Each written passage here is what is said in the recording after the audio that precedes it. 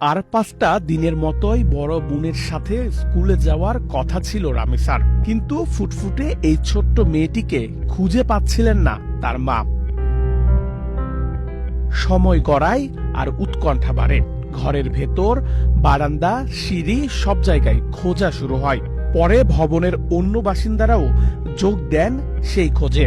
এক পর্যায়ে ভবনের 3য় তলায় নিজেদের ফ্ল্যাটের উল্টো পাশের দরজার সামনে পাওয়া যায় ছোট্ট রামিসার ব্যবহৃত স্যান্ডেল।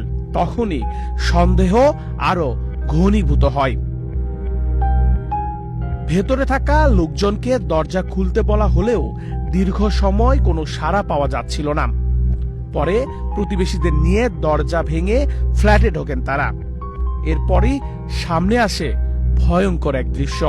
ফ্ল্যাটের বাসিন্দা সোহেল রানার কক্ষের চারিদিকে রক্ত ছড়িয়ে ছিটিয়ে আছে। রক্তের উৎস খুঁজতে গিয়ে দেখা যায় খাটের নিচে থেকে মাথা ছাড়া একটা ছোট্ট মেয়ের লাশ অসহায়ভাবে পড়ে আছে। তবে রামিসার শরীর পেলেও কাটা মাথা তখনও খুঁজে পাওয়া যাচ্ছিল না। তারপর ছোট্ট রামিসার মাথা খুঁজতে রুমের চারিদিকে তল্লাশি চালানো হয়। রুমে না পেয়ে এরপর যায় বাথরুমে। সেখানেই রক্তে ভেজা রামিসার কাটা মাথা পাওয়া যায়। গত 19 মে মঙ্গলবার সকাল 10:30টার দিকে রাজধানীর পল্লবী এলাকায় এ ঘটনা ঘটে।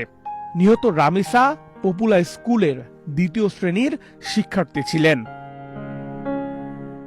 পুলিশের ভাষ্য অনুযায়ী রামিসার মা যখন দরজায় নক করছিলেন তখন ফ্ল্যাটের ভেতরেই হত্যাকাণ্ড সংঘটিত হচ্ছিল।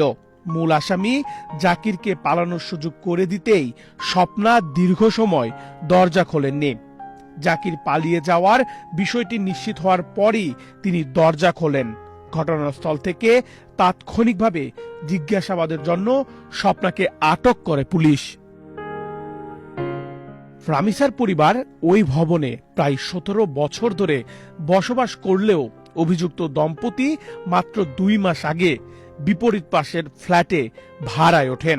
পুলিশের কাছে স্বপ্না জানিয়েছেন তার স্বামী জাকির বিকৃত যৌন লালসা পছন্দ করত। তার সাথেও এমন পাশবিক নির্যাতন করেছে।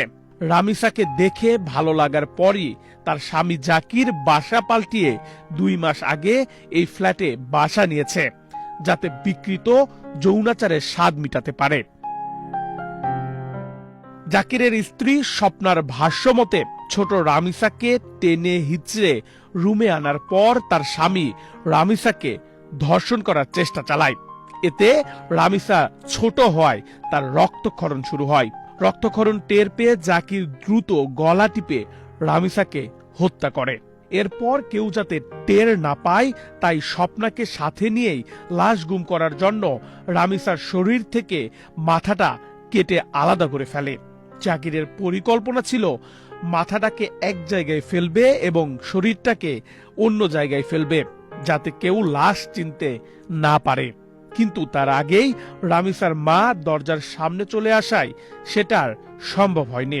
জাকিরও ততক্ষণে জানালা কেটে পালিয়ে গিয়েছে, আর তাকে পালাতে সাহায্য করেছে তার স্ত্রী স্বপ্না। জাকির পেশায় একজন রিকশার মেকানিক। নৃশংস এই হত্যাকাণ্ডের মাত্র 7 ঘন্টার মধ্যেই প্রধান অভিযুক্ত জাকির হোসেন ও তার স্ত্রী স্বপ্নাকে গ্রেপ্তার করেছে পুলিশ। নেহাল আহমেদ প্রান্ত, বাংলাদেশ প্রতিদিন।